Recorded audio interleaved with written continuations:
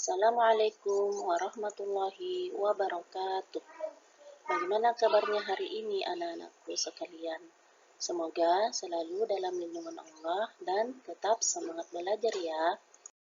Hari ini kita akan belajar mengenai gaya, pemanfaatan gaya, keragaman masyarakat, dan ragam bahasa, dan faktor penyebab keragaman masyarakat Indonesia. Mengenal macam-macam gaya. Gaya adalah tarikan atau dorongan yang menyebabkan benda bergerak. Namun, tidak selamanya gaya dapat menyebabkan benda bergerak. Gaya tidak dapat dilihat. Kita hanya dapat melihat akibat atau pengaruh adanya gaya pada suatu benda. Banyak sekali aktivitas sehari-hari yang berhubungan dengan gaya. Contohnya adalah ketika kamu mendorong meja, menimbang bola, dan kuda menarik kereta. Gaya mempunyai pengaruh terhadap benda. 2. Macam-macam gaya. Gaya dorong, gaya listrik, gaya magnet, gaya gravitasi, dan gaya otot.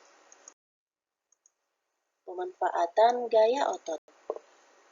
Gerakan melangkahkan kaki termasuk gaya otot. Melangkahkan kaki menyebabkan tubuh berpindah tempat.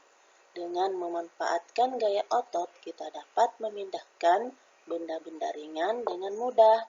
Contohnya, kita memindahkan buku, tas, dan benda-benda yang lain. Gaya otot sangat bermanfaat dalam kehidupan sehari-hari. Menyampaikan pengetahuan ke dalam bentuk tulisan. Menghormati keragaman suku bangsa. Sikap menghormati keragaman suku bangsa yang pertama adalah menerima suku-suku bangsa lain dalam pergaulan sehari-hari. Dalam pergaulan di masyarakat, kita tidak hanya bertemu orang satu suku bangsa. 2. Menambah pengetahuan kita tentang suku-suku lain. Mempelajari suku bangsa lain tidak harus datang ke daerah tempat tinggal mereka.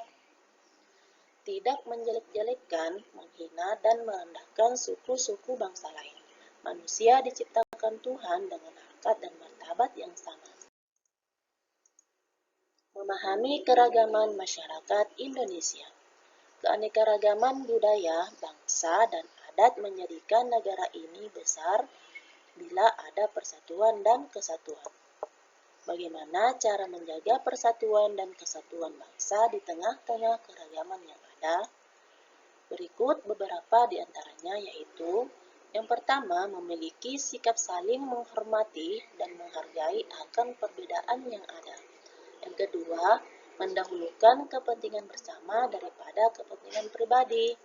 Yang ketiga, memiliki sikap senang membantu dan menolong orang lain yang membutuhkan.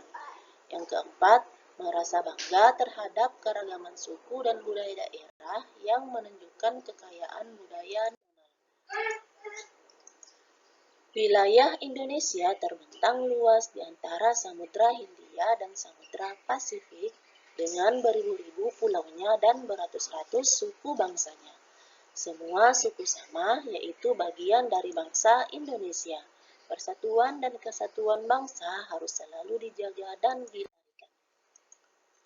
Faktor penyebab keragaman masyarakat Indonesia. Yang pertama, letak strategis wilayah Indonesia. Letak Indonesia sangat strategis, yaitu berada di antara Samudra Hindia dan Samudra Pasifik, dan juga berada di antara benua Asia dan benua Australia, sehingga para pedagang dari berbagai negara datang ke Indonesia. Faktor yang kedua adalah kondisi negara kepulauan. Banyaknya pulau di Indonesia menyebabkan penduduk yang menempati satu pulau atau sebagian dari satu pulau tumbuh menjadi kesatuan suku bangsa. Faktor yang ketiga yaitu perbedaan kondisi alam. Masyarakat pesisir pantai, dataran tinggi, pegunungan, dan lembah akan memiliki cara hidup yang berbeda. Yang keempat adalah keadaan transportasi. Kemajuan dan keterbatasan sarana transportasi dan komunikasi dapat memengaruhi perbedaan masyarakat Indonesia. Dan yang kelima, penerimaan masyarakat terhadap perubahan. Masyarakat perkotaan relatif mudah menerima orang asing atau budaya asing. Sebaliknya, masyarakat pedalaman sebagian besar sulit menerima sesuatu yang baru. Mereka tetap bertahan pada budaya sendiri. Selanjutnya, bahasa daerah terancam punah. Menurut Kepala Badan Pengembangan dan Pembinaan Bahasa Kementerian Pendidikan dan Kebudayaan, jumlah bahasa daerah yang sudah teridentifikasi baru 617 bahasa. Jumlah bahasa daerah lebih dari 700 bahasa. Jumlah yang terancam punah ada 139 bahasa. Sebanyak 15 bahasa daerah statusnya dinyatakan punah. Kepunahan bahasa daerah paling besar ditentukan oleh faktor sikap penutur bahasa itu sendiri terhadap bahasa daerahnya, atau penurunan jumlah penutur bahasa. Faktor kepunahan bahasa daerah juga dikarenakan perang, bencana alam, letak geografis, dan sikap bahasa penutur. Ragam bahasa daerah di Indonesia. Beberapa bahasa daerah yang ada di Indonesia antara lain seperti yang tertuang dalam tabel berikut.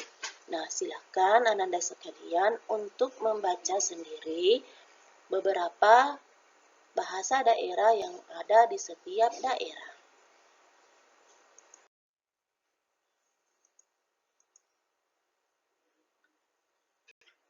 Ya, Alhamdulillah demikian pembelajaran kita hari ini. Semoga Anandaku sekalian bisa mengambil manfaat. Wassalamualaikum warahmatullahi wabarakatuh.